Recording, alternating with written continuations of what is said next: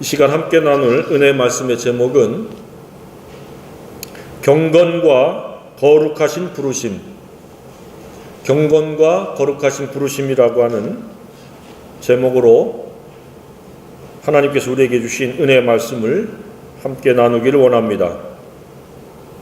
이 세상에 많은 것들이 존재합니다. 그 존재하는 것은 목적이 있습니다. 그 목적은 반복해서 강조하고 있지만 무엇입니까? 영원 불변한 하나님의 변치 않는 뜻인데, 그것은 바로 만물이 존재하는 것, 창조한 목적은 하나님 영광을 위해서 존재합니다. 오늘 우리도 마찬가지입니다. 하나님 영광을 위해서 우리는 존재합니다. 이 세상에 만들어지는 모든 생산품도 아무 생각 없이 쓸모없이 만들어지는 것은 없습니다. 반드시 목적이 있습니다. 자동차나 기차나 모든 물건, 우리가 쓰는 생필품부터 시작해서, 그래서 자동차, 기차, 그 다음에 자전거, 오토바이 등은 어떤 목적지에 빠르게 편리하게 가기 위해서 만들어졌습니다. 우리가 아침, 점심, 저녁에 사용하는 모든 그릇은 음식을 담기 위해서 만들어집니다. 성도는 하나님께서 왜 구원하셔서 성도로 부르셨습니까? 바로 하나님이 착하신 것처럼, 선하신 것처럼, 거룩하신 것처럼 우리도 거룩하기를 원하셔서 우리를 불러주셨습니다. 그래서 하나님께 영광 돌린다라고 하는 것은 이렇게 예배하는 것도 영광을 돌리는 거지만, 우리가 생각하는 것이 착하고 행동하는 것이 선하고 의로울 때 하나님께서 영광을 받으십니다. 믿는다고 많이 고백을 하면서, 이야기하면서 남들에게 상처를 주고 남들에게 해코지하고 남의 뒤통수를 때려갖고 자기 실익을 구하고, 이런 것은 하나님께 영광을 돌릴 수가 없습니다. 따라서 우리가 사랑과 착함을 행하지 않으면 우리는 창조의 목적에서 벗어난 가련한 존재들로 불과합니다. 아무도 가련한 분이 없기를 주님의 이름으로 축복합니다. 우리는 아름다워야 되고 영광스러워야 되고 자유로워야 되고 행복해야 될 줄로 믿습니다. 아주 간단합니다. 하나님의 거룩하신과 같이 우리도 거룩하면 우리는 자유해집니다. 평안해집니다. 충분히 행복해지고, 그리고 사람들 볼 때 누추하거나 더럽지 않습니다. 깨끗하고 아름답고 하나님이 기뻐하시고 하나님이 영광 받으실 줄로 믿습니다. 그래서 거룩은 선택이 아니라 필수입니다. 거룩을 목적 삼지 않으면 우리는 교묘한 사상이나 거짓된 가르침에 미혹되어 살아갈 가능성이 매우 높습니다. 시장에 가려면 장바구니를 들고 내가 물건을 사기 위해서 갑니다. 그러나 장바구니도 들고 시장까지 갔는데 삥삥 돌기만 하고 쇼핑만 하고 눈요기만 하고 돌아오면 목적을 이루지 못하는 거예요. 우리가 교회 공동체에 속하고 예배를 하고 성경 공부를 하고 개인의 경건의 시간을 갖고 이러면서도 거룩이라고 하는 하나님의 목적을 이루지 못하면 그 사람은 시장 바구니를 들고 시장 갔는데 시장에서 물건을 사고 사지 않고 돌아온 것과 다를 바가 없습니다. 모양새는 시장을 가고 쇼핑을 했는데 내용에는 아무것도 없습니다.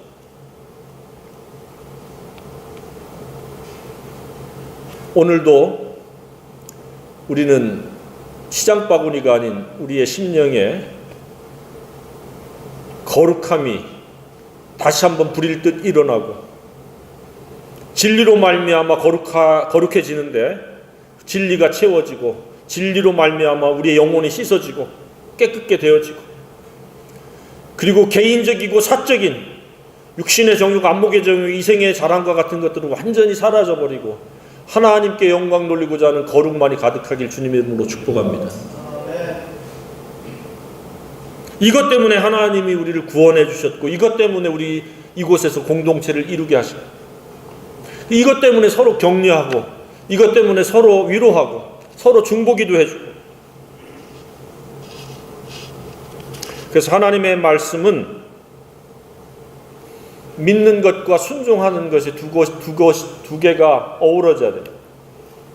하나님께서 예수님을 이 땅에 보내주셔서 우리 죄를 위해서 속량해 주신 것은 이미 역사적인 사실이요 불변의 진리입니다. 이것은 우리가 믿음으로 인해서 우리가 의롭게 되어집니다. 다른 방법이 세상에 없습니다. 다른 이로서는 구원을 얻을 수 없나니 온 천하인간에게 구원을 얻을 만한 다른 이름을 우리에게 주신 적이 없습니다. 그러나 거룩은 끊임없이 말씀과 기도, 즉 진리에 의해서 우리의 의식 세계가 바뀌고 성령의 도우심으로 말미암아 마음판에 새겨지고 그것이 우리의 가치관이요 인생관이요 세계관이 되어질 때 우리는 말과 행실에서 거룩하게 되므로 하나님께 영광 돌릴 수 있는 변화된 삶을 살게 되어진 줄로 믿습니다. 새 사람은 신분이 아니요 새 마음을 가진 자입니다.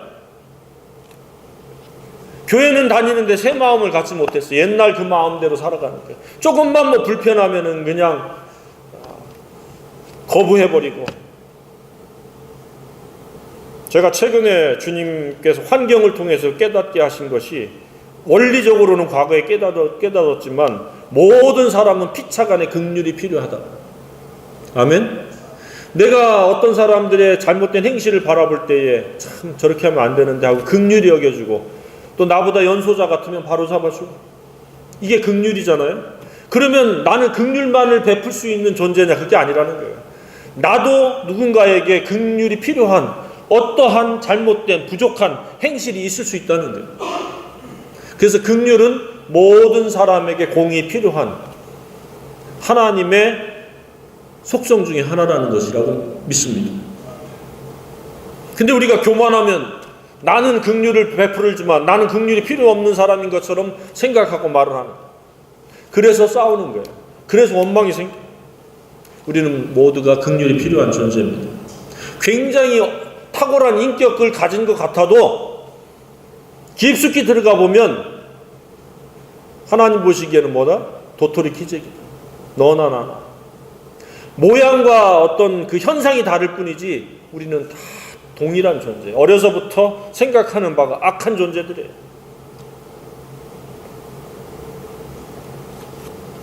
오늘 이곳에 모인 것도 이러한 부분에서 우리가 깨끗게 하고 바로 세워지고 그래서 아버지의 마음을 갖고자 이곳에 모인 줄로 믿습니다. 항상 올 때마다 내가 오늘도 아버지의 마음을 이루어야 되겠다. 아버지의 거룩하신 것 같이 나도 거룩해져야 되겠다. 라고 하는 동기와 목적을 가지고 모여야 될 줄로 믿습니다. 아이고 뭐 힘들어, 할 일도 많아, 놀러 가고 싶어. 이것은 거룩과 정반대가 되어집니다. 거룩이라는 것은 무엇입니까? 하나님의 마음, 하나님의 뜻으로 무장되어져서 그 뜻이 순종되어지는 것이 거룩입니다. 그래서 어떠한 큰 일, 어떠한 스펙, 어떠한 경력, 어떠한 호칭, 어떤 사회적 인기 여부 이거 아무 중요하지 않아요. 그래서 주님이 뭐라고 하셨습니까? 내 아버지의 뜻대로 행하지 아니하는 자들은 불법을 행하는 자들이 내게서 떠나가라. 우리는 하나님의 뜻을 위해서 존재하는 부름받은 자들인 줄로 믿습니다. 그 하나님의 뜻은 거룩이에요. 이를테면 삶 속에서 부딪히는 긍휼, 용서, 이해, 베품, 나눔 이런 것들. 그래서 하나님의 뜻에는 세 가지의 3단 수식이 붙어요. 하나님의 선하시고 기뻐하시고 온전하신 뜻이라고 하는 그리고 그것을 행할 때 선하고 아름답다 라고 하는, 사람들에게 옳은 대로 인도하는 것이 선하고 아름답다. 찬송하는 것이 선하고 아름답다. 취향이 다르고 외모가 다르고 직업이 다르고 나이가 다르고 영성의 깊이 높이가 다를지라도 연합하는 것이 선하고 아름답다. 생애가 선하고 아름다움으로 가득 차길 주님의 이름으로 축복합니다. 하나님 기뻐하십니다. 우리가 지난주에 이런 삶을 살기 위해서는 그냥 저절로 되어지는 것이 아니다. 무엇으로 되어진다고 그랬습니까? 영적인 싸움으로. 그래서 믿음의 선한 싸움이라 이렇게 말씀하고 있는 겁니다. 사람은 속에서 선을 갈망하지만 선한 것이 없습니다. 그래서 계속해서 성령 안에서 진리로 도전받아야 되고 자극받아야 되고, 그리고 계속 그 날마다 자기의 악한 생각을 부인해야 되고 십자가를 지어야 됩니다. 그랬을 때에 죄와 사망의 법을, 생명의 성령의 법이 우리를 해방시킬 수 있습니다.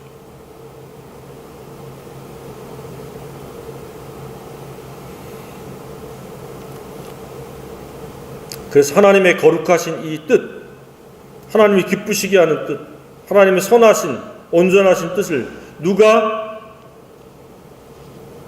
순종할 수 있는가? 어떤 자가 순종하는 자인가? 그게 이제 디모데 후서에 나오는 첫 번째 이야기입니다. 디모데는 믿음의 아버지요 선배예요. 근데 믿음의 선배와 아버지가 디모데를 바라볼 때에 탁 떠오르는 게 뭐예요?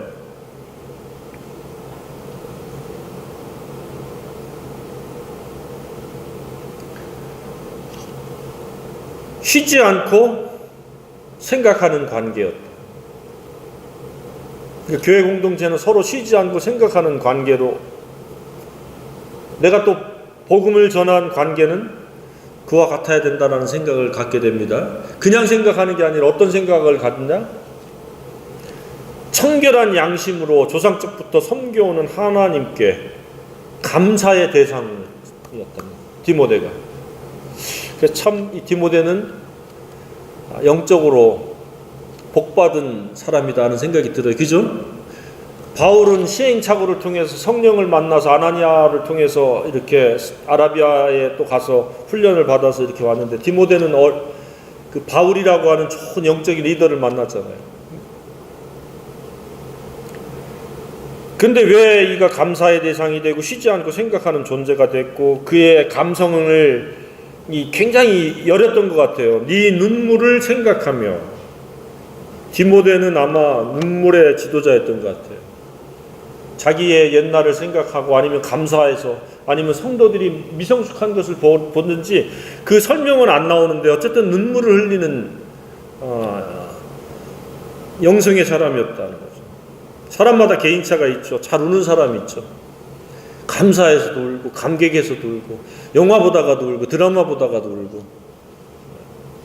근데 아마 디모데는 일반적인 사람들보다 훨씬 감성이 예민했었던 것 같아요. 그렇죠? 대단히 감성이. 그러니까 디모데 그러면 눈물을 잘 흘렸다라고, 그죠? 내 눈물을 생각했다. 그러니까 디모데하고 있는 동안에서도 펑펑펑 그 말씀 듣다가도 울었던지 하여간 기도하다가 울었던 것 같아요. 그 감성은 하나님이 주신 거예요. 그죠? 잘 운다고 해서 울보가 아니에요. 오히려 훨씬 영이 예민할 거라고 믿어요. 그 감동을 받는데도 뻣뻣하면은 그게 무슨 그 감성적인 사람이겠어요. 디모데는 굉장히 감성적인 사람이에요. 근데 영적으로 될수록 감성이 깊어진다고 믿어요. 그죠? 영성, 인성, 감성, 지성은 함께 이렇게 자라지 따로 놀지 않아요. 성령의 열매가 한 가지인 것처럼 사랑과 희락과 화평과 오래 참음과 자비와 양성과 충성과 온유와 절제가 하나인 것처럼, 복수가 아니고 하나인 것처럼 이 감성도 그렇다고 믿습니다. 그러면서 이러한 디모데를 보기를 원합니다. 항상 가까이서 얼굴과 얼굴을 보고 싶은 관계였다. 경건한 사람들은 함께 있고 싶어 합니다. 아멘. 왜냐하면 세상 사람들은 대화가 잘 안 되잖아요. 그들을 변화시킬, 우리가 빛을 비춰야 될 대상이지 빛끼리 어우러지지 못하잖아요. 빛 가운데 사귐을 가질 수는 없잖아요. 그래서 거짓이 없는 믿음을 가졌다. 또 감성이 예민할 뿐만 아니라 이 디모데가 네 속에 거짓이 없는 믿음이 있으면 생각. 이 당시에 아마 위선적인 자들이 많았잖아요. 어그러진 말을 한다든지 이따 나오겠지만 겉과 속이 다르지 않고 진솔했다. 근데 그 이유가 어디냐? 그 배경이 외조모, 그러니까 외할머니로부터 어머니까지. 그러니까 동양 문화권에서의 특징은 친가보다 외가의 영향이 커요, 그죠? 교육에 있어서도 그리고. 그래서 여기 디모데도 외할머니와 또 어머니로부터 신앙훈련을 받았던 것 같아요. 친가는 이게 언급이 안 돼요, 그죠? 네. 친가 외가 결혼하게 되면 생기잖아요. 처가가 생기고, 그죠? 그랬을 때 이쪽에 외가 쪽에서는 굉장히 경건한 집안이었던 것 같아요. 그래서 어릴 때 여성으로부터 신앙훈련을 받다니까 감성이 여성적인 감성을 가졌다. 지금 그렇게 이제 우리가 유추해 볼 수 있죠. 그죠?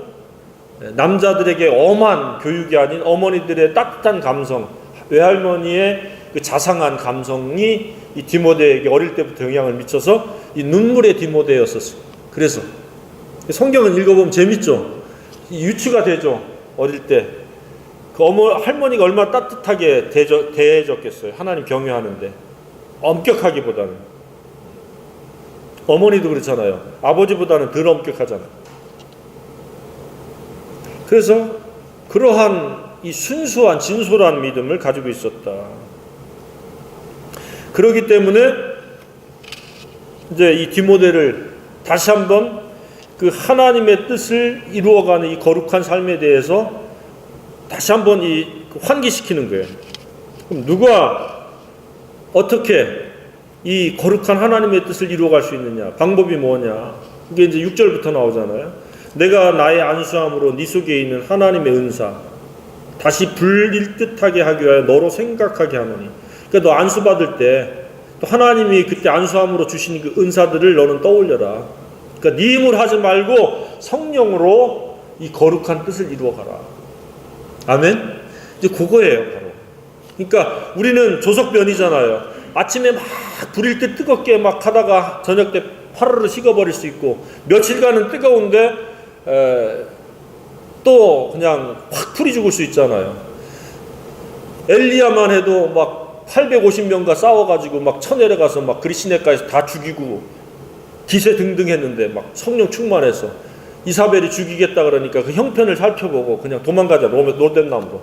사람은 굉장히 올라갔을 때 그냥 훅 꺾이기가 쉬워요. 그죠? 아마 디모데도 영적으로 지금 에베소 교회 사역을 하면서 확 뜨거워졌다가 꺾이기 쉬우니까 이 디모데 바울이 이렇게 자상하게 너 안수 받을 때 생각해라. 너는 네 힘으로 하지 말고 성령의 능력을 의지해서 하나님이 주신 그 은사를 가지고 이 거룩한 뜻을 선포하고 또 많은 사람을 이끌어라. 그 얘기예요. 그럼 그 내용은 뭐냐? 은사를 주신 것은 두려워하는 마음이 아니요 성령의 능력이요 그것은 사랑과 절제하는 마음이라는 거죠. 사랑이라는 거죠. 은사는 뭐냐? 하나님 우리에게 여러 가지 다양한 은사를 주신 것은 그것을 통해서 사랑을 완성해라. 아멘? 그러니까 성령의 은사를 통해서 뭔가 우리가 두드러지게 돋보이는 것이 아니라 사랑을 효과적으로 완성하기 위해서 우리에게 성령을 주셨다. 그것이 거룩이라는 거예요. 그러므로 너는 내가 우리 주를 증언함과 또는 주를 위하여 갇힌 자 된 나를 부끄러워하지 말고 오직 하나님의 능력을 따라 복음과 함께 고난을 받으라. 어떤 대가를 지불하는데 두려워하지 마라. 한마디로 바울이 지금 감옥에 갇혀 있는 것에 대해서 위축되지 마라. 그리고 이 거룩하신 하나님의 소명, 자신도 거룩하고 또 다른 사람을 거룩하게 하는 이 위대한 아름다운 사역을 담대하게 해라. 그러면서 9절이 키워드잖아요. 하나님이 우리를 구원하사 거룩하신 소명으로 부르심은 우리의 행위대로 하심이 아니요. 그렇죠? 우리 노력으로 구원받은 게 아니잖아요. 전적인 하나님의 은혜죠. 믿습니까? 그런 다음에 뭐예요? 오직 자기의 뜻과 영원 전부터 그리스도 예수 안에서 우리에게 주신 은혜대로 하십니다. 예수의 그 생애가 우리가 재현되어져야 된다는 거죠. 그러니까 예수님이 진리잖아요. 그 진리가 쉽게 얘기하면 우리 삶 속에 실제가 되어져야 된다. 순종되어져야 된다. 순종이라는 말은 없지만, 그러니까 예수님을 믿는 것으로 끝나는 것이 아니라 예수님을 믿음으로 고백했으면 예수님의 삶이, 그 예수님의 그 품성이 우리의 품격이 되어서 우리가 삶으로 실천해야죠. 그러니까 성경을 실천적, 순종적으로 이해하지 않으면 언어 유희에 불과하고 바리새인화 될 수밖에 없는 거예요. 하나님 바리새인을 기뻐하지 않아요. 독사의 새끼라고 얘기했고, 화 있을진저, 저주가 있다고 그랬어요. 그래서 모양이 중요한 게 아니라 믿는 바와 순종하는 바, 알고 순종하는 바가 한 덩어리가 돼야 될 줄로 믿습니다. 다음에가 아니에요. 내가 깨달은 만큼, 거룩해진 만큼 순종하면 돼요. 그럼 주님이 이해하세요. 근데 의도적으로 나는 예수 믿고 구원받고 천국 갈 수 있으니까 모든 과거, 현재, 미래에 죄 다 용서해 주셨어. 그러니까 멋대로 살아도 될 권리를 획득한 게 아니에요. 거룩해야 될 우리의 책임, 거룩하게 살아야 될 우리의 순종이 있어야 됩니다. 못 살면 우리는 회개해야 돼요. 이것이 바로 사망에서 생명으로, 이것이 기쁜 소식이라는 거예요. 복음이라고 하는 것은 하나님 말씀 전체가 복음이면서 우리가 악하고 더럽고 추한 존재에서 선하고 의로운 존재, 거룩한 존재로 바뀌어서 하나님께 영광 돌릴 수 있다는 이것이 복음인 거예요. 정말로 하나님과 원수되었는데 이제는 하나님의 자녀가 되어서 하나님이 기쁘시게 할 수 있다는 거예요. 이게 기쁜 소식입니다.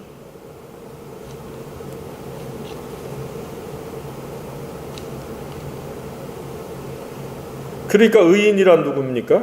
구원받은 자가 의인이에요. 그래서 의인은 믿음으로 말미암아 살리라 했을 때 여기다가 뭐예요? 순종하는 삶을 살리라. 거룩한 삶을 살리라.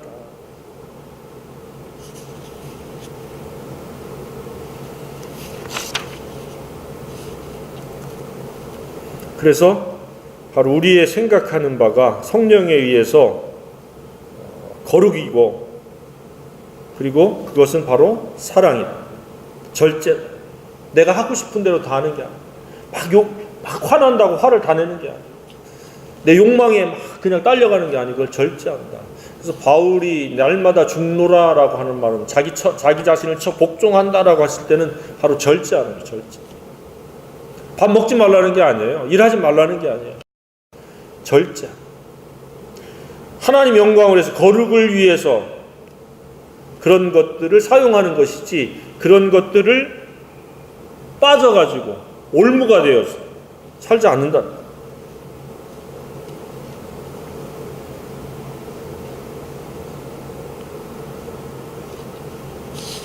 충분히 거룩하십니까?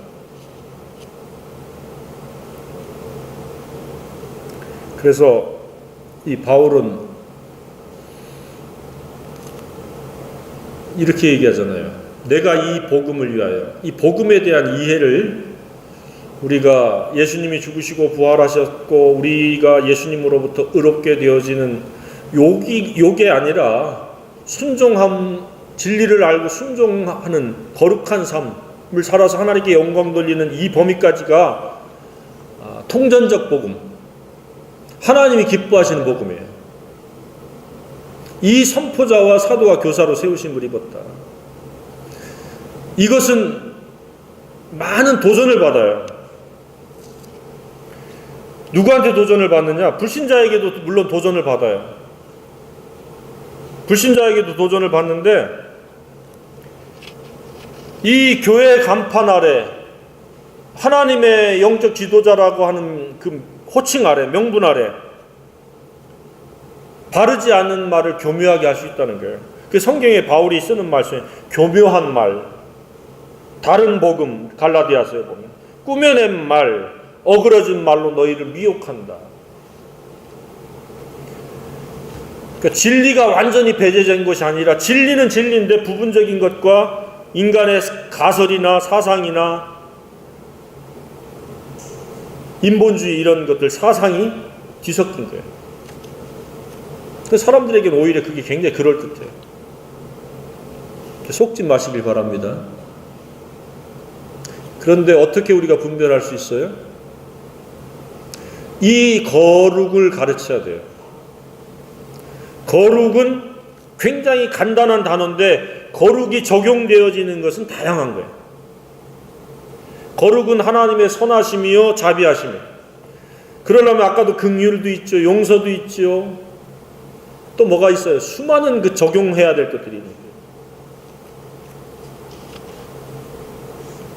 그래서 어그러진 말인지 꾸며낸 말인지 다른 복음인지 교묘한 말인지는 예수님과 진리로 말미암아 그 거룩을 언급하지 않으면 우리가 미혹되고 현혹되고 유혹받을 수 있어요. 자, 분별할 수 있는 근거를 지금 아시겠습니까?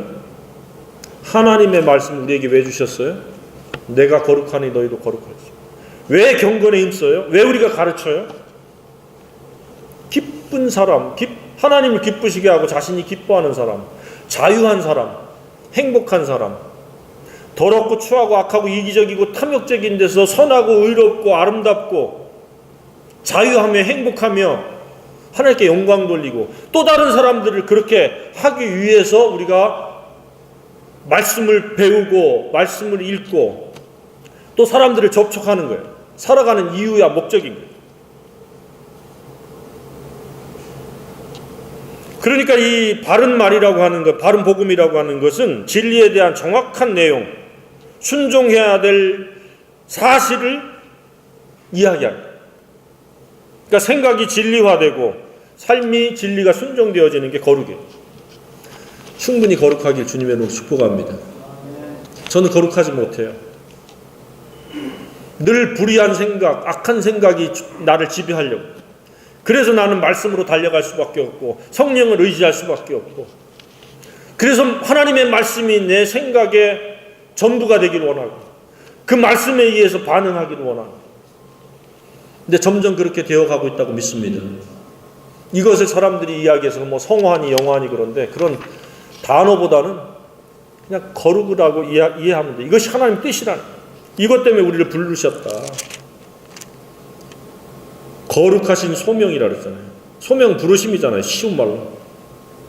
거룩하신 소명으로 부르심. 이게 똑같이 두 번을 반복한 거죠. 거룩하신 부르심은 뭐냐? 자기 뜻을 이루려고. 그건 거룩이에요. 그래서 수식이 붙는 거예요. 하나님의 뜻에는 거룩. 선하고 온전하고 기뻐하시는 뜻이 되는 거예요. 거기다가 거룩이 하나가 더 추가되는 거예요. 그러면서 14절에는 이 거룩한 것은 뭐라고 얘기하고 있어요? 성령으로 말미암아. 이것은 노력으로 되는 게 아니에요. 성령 안에서 진리로 순종함으로 그래서 네게 부탁한 아름다운 것이다. 하나님의 거룩한 뜻을 이루는 삶, 이것을 펼치는 삶, 이것을 확장하는 삶은 뭐다? 아름다운 것이다. 우리에게 남은 생애가 아름답고 또 아름답기를 주님의 이름으로 축복합니다. 그런데 여기다가 어떤 어휘를 사용했어요? 지키라. 지키라. 순종을 이야기하잖아요. 순종. 성령으로 말미암는 이 아름다운 하나님의 거룩한 뜻을 이루는 소명, 부르심. 우리가 거룩하고 또 다른 사람을 거룩하게 하는. 그래서 고난을 두려워하지도 말고 사람들을 부끄러워하지도 말고 상황에 눌리지 말고 이 일을 펼쳐라. 그런데 그렇지 않은 사람이 있다가 15절부터예요. 15절부터 18절까지가 아시아에 있는 모든 사람이 나를 버렸다. 거의 대다수가 버린데 그 중에서도 주도적인 사람이 2명 있었나 봐요. 누구예요? 부겔로와 허모게네. 불명예스러운 사람들이죠. 그렇죠? 항상 어디 가나 한 20%에서 많게는 80%는 항상 반대해요. 근데 그 중에 부겔로와 호모게네가 있었나 봐요. 아마 이 교회에도 역사가 진행되어지는 중에 이런 부겔로와 호모게네가 있었을지도 몰라요. 그죠? 근데 그런 사람들이 영향력이 커가지고 사람들에게 많이 부정적인 영향. 그래서 다 버렸어요. 바울을. 바울이 왜 버림을 당할 만한 잘못을 했어요? 하나님의 거룩하신 뜻을 펼치고 복음을 전했는데. 그런데 다 그런 사람만 있는 게 아니에요. 또 소수지만, 단 한 사람이지만 오네시보로라는 사람이 있었어요. 그러니까 복음을 전했을 때에 부정적인 반응이 대다수지만, 그러나 그 중에서도 단 한 사람, 하나님께서 원하시는, 기뻐하시는 하나님의 뜻에 동참하는 그런 사람이 있다는 거예요. 그래서 위로가 됩니다. 아멘. 오네시보로. 이 교회도 오네시보로가 있다고 믿습니다. 다 오네시보로가 되면 좋겠죠. 그래서 긍휼을 베푸시옵소서. 우리는 긍휼이 필요하잖아요. 그죠? 잘못했을 때 용서가 필요하고 다시 위로받고 격려가 필요하고. 그렇게 바울이 그를 축복하는 거예요. 그를 격려해 긍휼을 베풀어 주시고. 왜 그러냐? 바울에게 격려를 해줬다는 거예요. 그리고 바울이 지금 감옥에 갇혔을 때에 부끄러워하지 않고 부지런히, 여기서 부지런히라는 수식이 붙잖아요. 그냥 이따금이 아니라 부지런히 찾아와서 만난 거예요. 그냥 만나겠어요? 오늘날이나 과거나 감옥에 갇히면 영치금도 필요하고 필요도 있고, 그죠? 그렇게 갔다가 이렇게 해줬다는 거예요. 그러면서 또 이야기하네요. 원하건대 주께서 그로 하여금 그 날에 주의 긍휼을 입게 하여 주옵소서. 긍휼. 그가 에베소에서 많이 봉사한 것을 내가 잘 아는 겁니다. 그냥 봉사를 적당히 한 게 아니고 많이 봉사했다. 교회는 이런 오네시보로 한 사람 때문에 세워져요. 그리고 이 위대한 하나님의 거룩하신 사역이 이런 한 사람의 보이지 않는 헌신들. 근데 사람은 몰라도 하나님은 알아주고 지도자들을 안다는 거예요. 그런 오네시모로의 삶이 되길 주님의 이름으로 축복합니다. 그래서 우리가 복음을 전할 때에 하나님의 뜻까지 전해야 복음이에요. 거듭 말씀드리지만 예수 믿고 천국 가세요. 이것은 이제 옛날 고전적 복음이고, 현대에서는 예수 믿고 착하게 사세요. 아멘? 왜? 착한 게 하나님 뜻이에요. 그죠? 거룩이에요. 거룩을 우리말로 쉽게 표현한 거예요. 착한 것처럼 꾸미는 게 아니라 착하라는 거예요. 착함이 뭐예요? 다른 사람에게 유익을 주는 게 착한 거잖아요.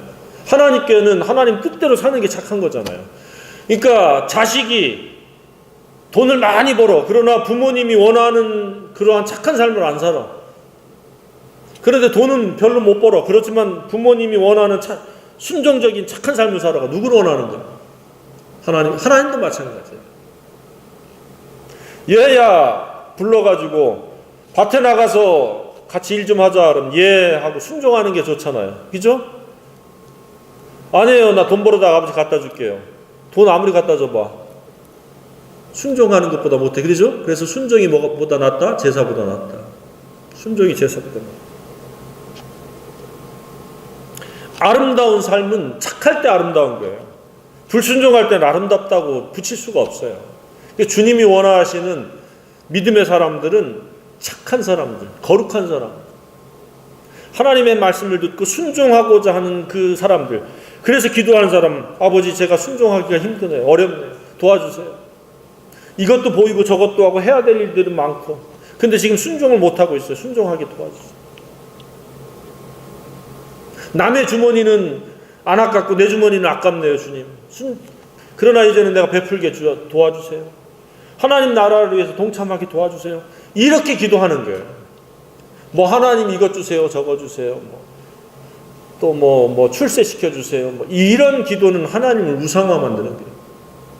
착하기 위해서 기도하는 거예요. 아멘. 착한 일을 더 범위를 넓히기 위해서 기도하는 거예요.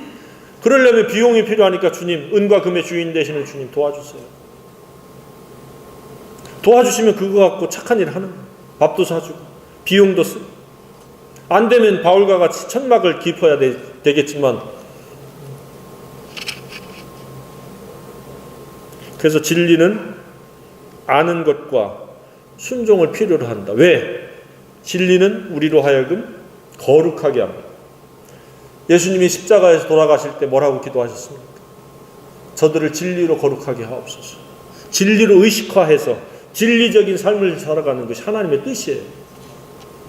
그랬을 때 하나님이 영광 받으실 줄로 믿습니다.